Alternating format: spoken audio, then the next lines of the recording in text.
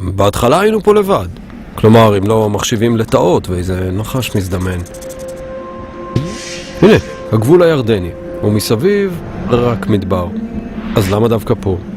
כי פה היה מעיין, ובלי מים אין חיים במדבר. גם אם המים מלוכים ולא כל כך קרירים. והאמת, היה די מגעיל לשתות אותם. הנה, גרעין נחל ראשון, 1951. קראו לו הגרעין לעין רדיאן. אתם יודעים מה זה עין? עין זה מעיין. במהלך 6 שנים התחלפו בנקודה הקטנה גרעינים של נחלאים. אף אחד לא חשב שהיהודים בכלל יכולים לחיות פה, עם השמש המטורפת הזו בשמיים והבית של אמא שהיה כל כך רחוק. עד שזה הגיע. נר שביעי של חנוכה 1957. מי לא היה שם? שמעון פרס, יצחק נבון, קציני צה"ל, ודוד בן גוריון, שבא את כל הדרך הארוכה הזו מהמרכז, עלה סוף סוף על הבמה, הסתכל סביב ואמר לנו רק 3 מילים. תעיזו, תתמידו, תצליחו. אוי יוטבתה, עד ביתנו לנו, אור בצל בין אל מדבר. אוי יוטבתה, עד ביתנו לנו, אור עוד יוסר.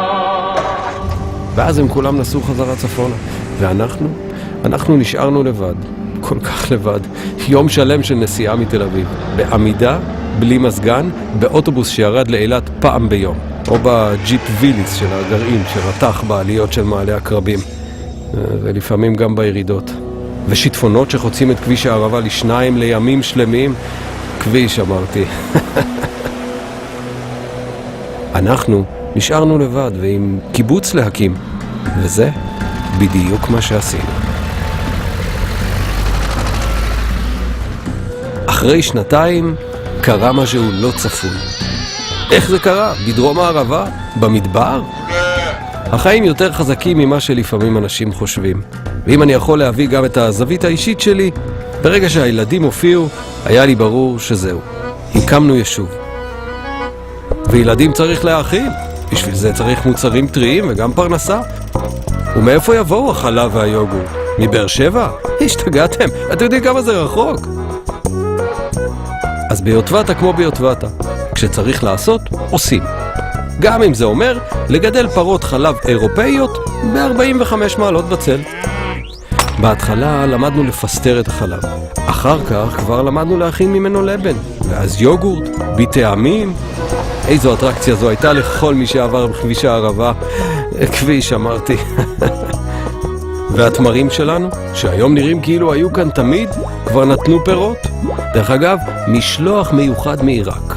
בקיצור, התמרים גדלו, המחלבה התפתחה, ואז למישהו היה רעיון למכור את השוקו והמוקה שלנו לכולם.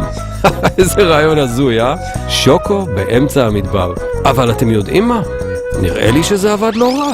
רגע, זוכרים את הילדים שסיפרתי לכם עליהם קודם? אז זה לקח לנו 15 שנים. אבל בתחילת שנות ה-70 היו ביוטבתה יותר ילדים מאשר אנשים מבוגרים. וסוף סוף גם היה לנו מתקן להתפלת מים משלנו. המחיה. אני לא רוצה להתלונן, אבל המים ששתינו עד אז, איך נגיד, לא משהו. נו, ומשם הכל כבר היה יותר פשוט.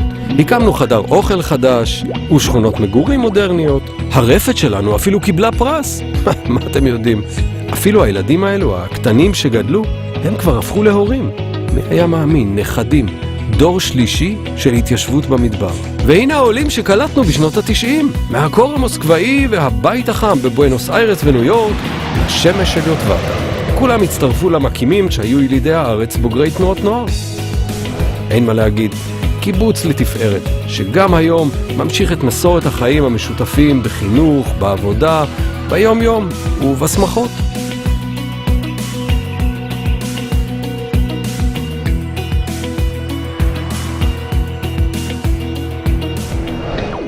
אבל אתם יודעים מה? לפעמים, רק לפעמים, אני נזכר בימים ההם שהיינו צעירים וכנראה די מטורפים. בימים האלה שהיינו פה לבד לגמרי.